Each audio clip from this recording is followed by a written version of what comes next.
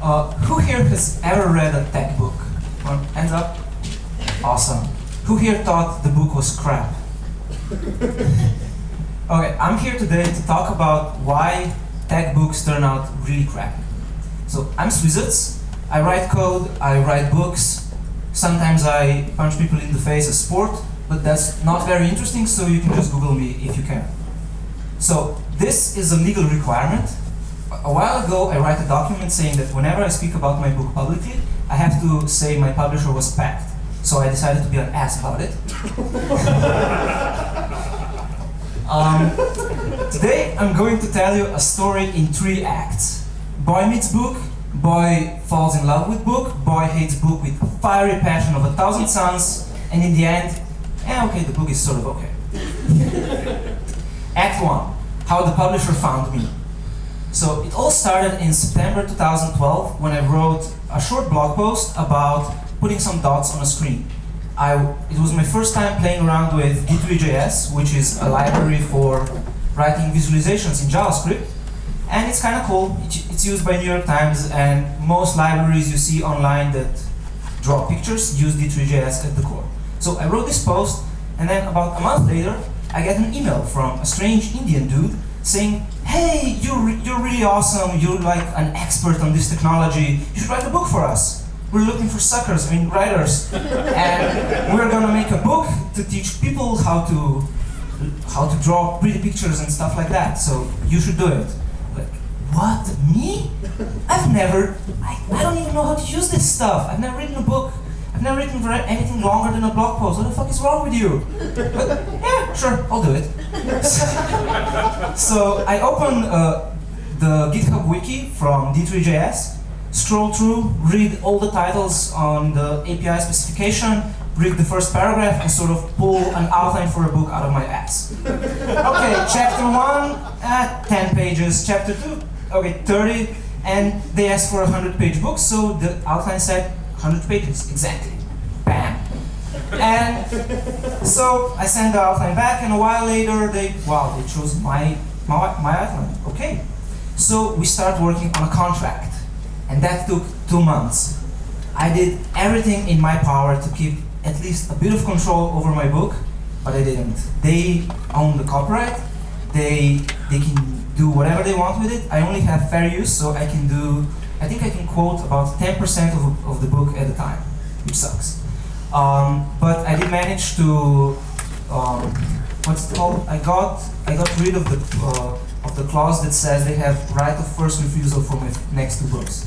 So they wanted to lock me in that if I was going to write another book, they have to see it first, and if they say no, I can write it with a different publisher. So that was the only thing they budged on.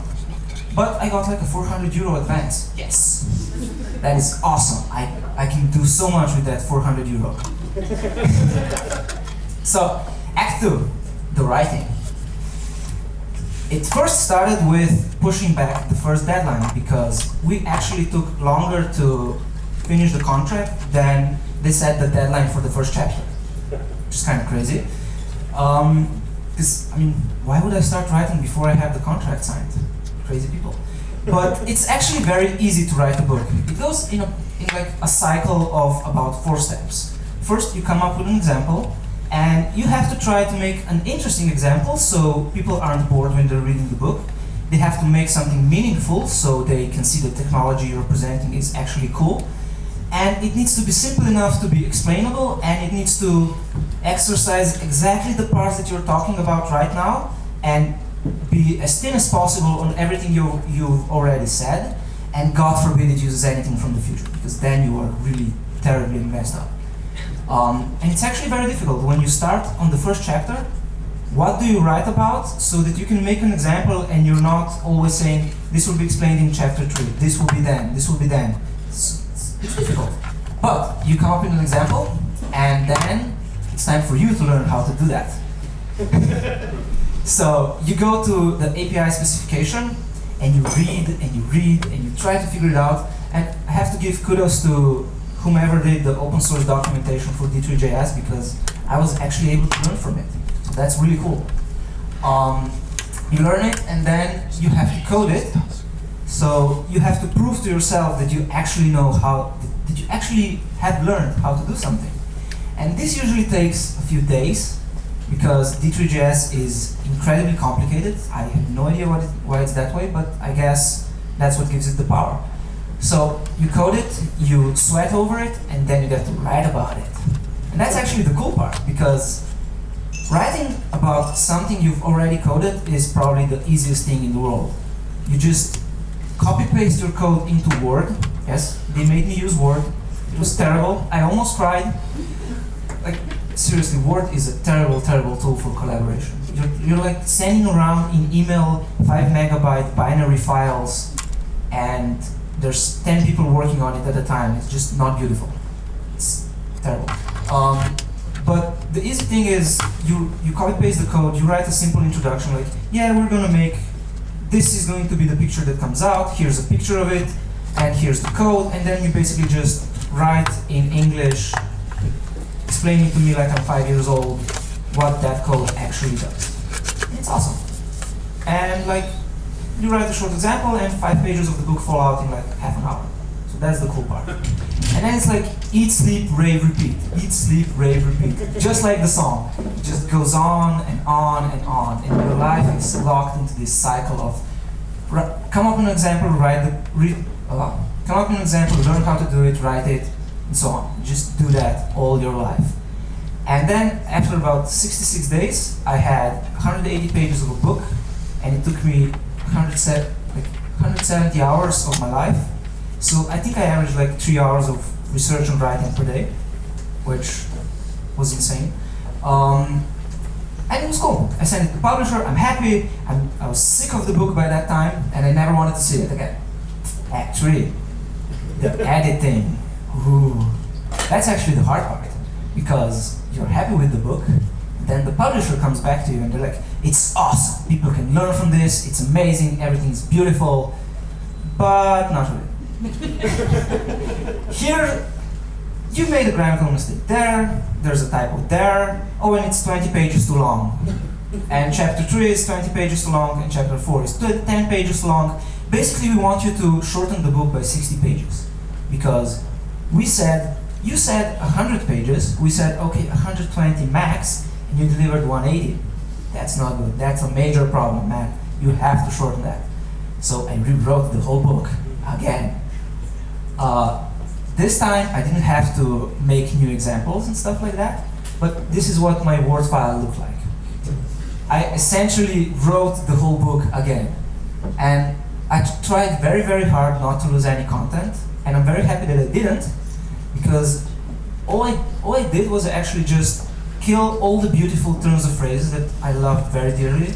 I killed all the jokes, all the cute little things that made me interested in the book, and I polished up the language to make it actually simpler and shorter and more understandable. And this is where I leaned a lot on this book, which, if you haven't read it yet, you should. It's a book about writing non-fiction that's short, simple, and still has personality and is interesting. So this book is awesome. You should read it. And I actually rewrote the book twice. Because when I did the major rewrite, I sent it back to the publisher, and actually to my commissioning editor, and she was like, yeah, this is really cool, but you have a typo there, blah, blah, blah. And I went through the book again, and I was like, at this point, I was so sick of it, I was like, let's just go, go, go. I sent every chapter back, like, I think that evening. When she sent me the chapter in the morning, I just rewrote the whole thing, read it out loud.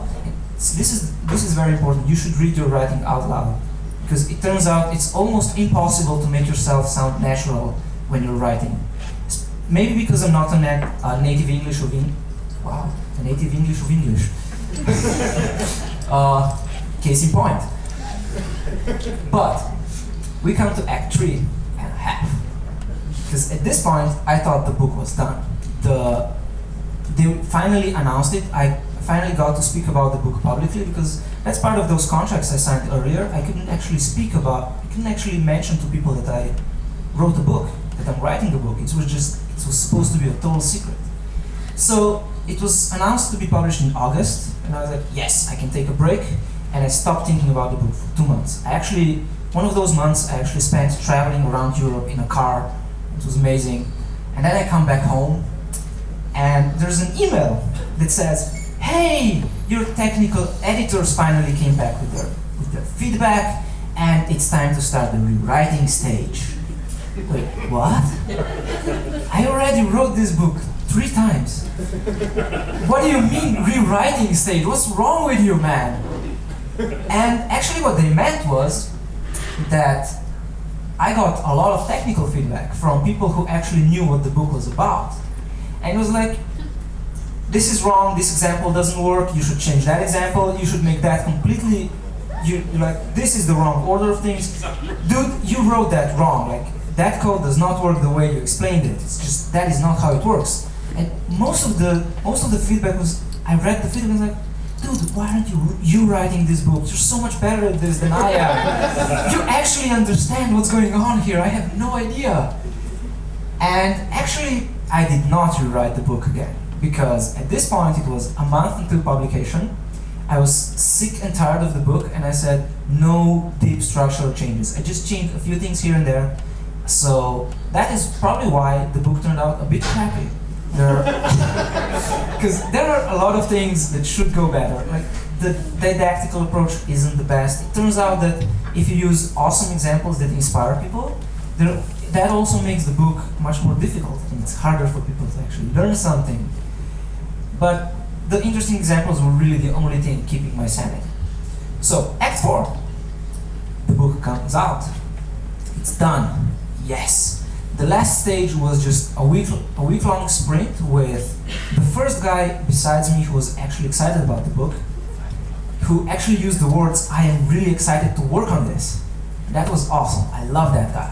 He was like the person who makes sure that the book, when it's printed, actually fits on the page.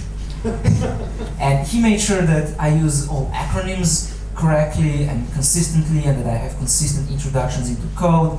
And he was really cool when he didn't introduce glaring grammatical problems or change the meanings of sentences because he didn't understand what they were saying and stuff like that. And the book, after 12 months of my life, was done. It somehow ended up being 190 pages long. I have no idea how that happened. And I had spent over 200 hours of my life on it, which would be awesome. Oh yeah, this is actually the book. It came out on my birthday. That last guy who I said was cool, he made sure the book came out on my birthday. And I love him for it. He is awesome. So, it's now 5 months later. What happened? Not much, actually. The publisher doesn't give me any stats about what the book is doing. I don't see their marketing efforts. Like, I actually asked them, what do you do to market my book? And the answer I got was, yes, we have a marketing team for that. Actually, it's some bullshit. Yeah, it's like, what? And I can't see any buzz. I have no idea what the book is doing. They don't give me stats, and I get a quarterly report that says, you sold this many books, here are your royalties. And so far the book has sold, I think, about 1,000 copies, and which turns into about €1,000 of money for me. But that means my hourly rate is like €3 an hour. I would have been better off just, weighing tables or sweeping floors or something. So, really, what I learned from this book is publishers are horrible, horrible people. It's the best way to learn a technology. It's not actually hard, it just takes a while. And I will never again call a book crappy, because whomever manages to fight their way through all those editors to publish a book is amazing. Seriously, I had to fight so hard to be allowed to use the word I in the book, because they did not want to give me a voice. And I'm probably one of the only books they have that actually includes the author's email, so people can contact them. It's like, what?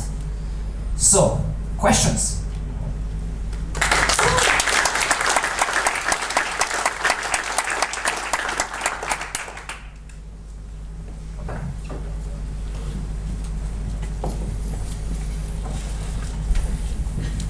Did you start your sentence with but and when? Yes. Cool. And they accepted that? They accepted that because it made the book shorter. The memes never stop. Don, just want to yell it? Yeah, I'll just yell. All right. So, I've like often thought like, you know, it would be awesome. I totally have a book I could write. But then I hear stories like yours, and I'm like, no, that doesn't sound like so much fun. Oh, self-publish it.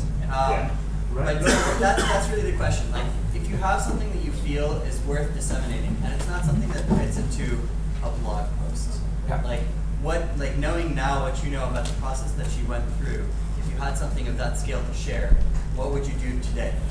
Well, the funny thing is, I actually am also self-publishing the book. So I know both sides of the coin, and self-publishing is much more fun. It will probably get you more money, more bang for your buck, but you will never finish your book. I promise you. I promise you, when you're writing, you need that somebody who nags you every 2 weeks and says, dude, we said this chapter is gonna be done, where the fuck is it? And hunts you like a persistence hunter, and they will not go away. Because when you're self-publishing, it's like, yeah, I'm gonna work on this like at least half an hour every day, but you don't. You don't. So many questions. Awesome. You said you did 3 hours a day. I'm assuming parallel to your job. How did that work out? Yeah. How fast did you burn out? I worked 3 hours a day on average. I did at least an hour every day, and I spent whole weekends on it. But luckily, I'm a freelancer, so all I did was turn down my freelancing. I think at the weakest point, it was I only freelanced like 2 days a week. But it was okay because I had only started my freelancing business 2 months before I started, a month before I started writing the book. So anything I did meant my business was growing. So I was happy. And living at home with your mom makes things cheaper. Hey, congratulations on doing the book. I think that's great. Thank you. Don't you think the book got better with all the rewrites and the edits? Yes, it did. Like before, when there's a reason why the first draft is often called the vomit draft. Because have you ever written a blog post and then read it 3 months later, and everything is just horrible, horrible, horrible writing? It's similar here, but on a much shorter time scale. And you have somebody who tells you that it's a terrible writing. But really, it's actually in that book I mentioned. The first advice he gives you is that when you write like a 4,000 word essay, the first thing you should do is shorten it by 1,000 words. And that will automatically get rid of all the bad writing because you just don't have room for it anymore. So it did get a lot better with rewriting, yes. But my sanity did not.